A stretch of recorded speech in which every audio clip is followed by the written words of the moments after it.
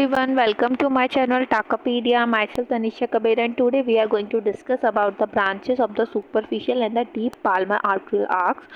जो superficial Palmer arc होती है वो अपनी डायरेक्ट कंटिन्यूएशन होती है अल्नर आर्टरी की, और जैसे ही ये पाम में इंटर करती है तो ये लेटरली कर्व हो जाती है, और जो इसकी कॉन्वेक्सिटी होती है वो होती है वो डायरेक्टेड होती है टूवर्ड्स द डिजिट्स। ठीक है।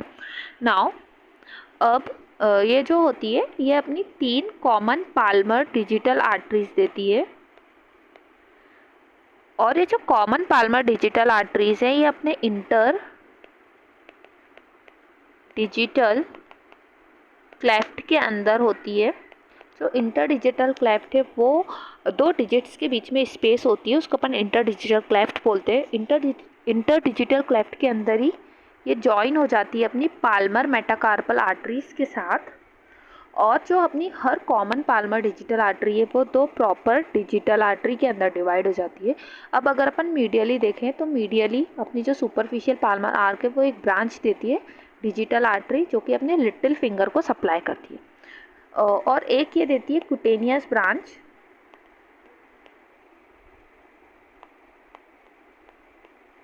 जो कि अपने स्किन और superficial fascia of the palm of the hand को सप्लाई करती है।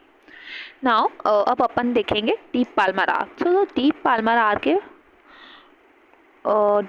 Arc is the direct continuation of the radial artery ये, और ये मीडियली जाके कंप्लीट हो जाती है deep Palmer branch of the ulnar artery के साथ एनास्टोमोसिस करके। नाउ अब जैसे ये पाम में इंटर होती है तो ये 2 ब्रांचेस देती है, प्रिंसेप पॉलिसिस आर्टरी और रेडियलिस इंडाइसिस आर्टरी।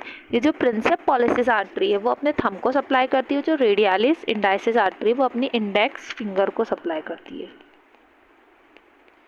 फिर ये देती है 3 पाल्मर मेटाकार्पल आर्टरी, जो कि जॉइन हो जाती है कॉमन पाल्मर डिजिटल आर्टरीज के साथ in the inter digital cleft. फिर ये देती है एक रिकरेंट ब्रांच और 3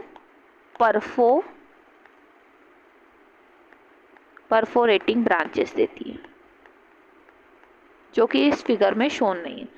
so thank you so much for watching. Please like, share and comment my video. I hope you liked my video. Keep loving and supporting.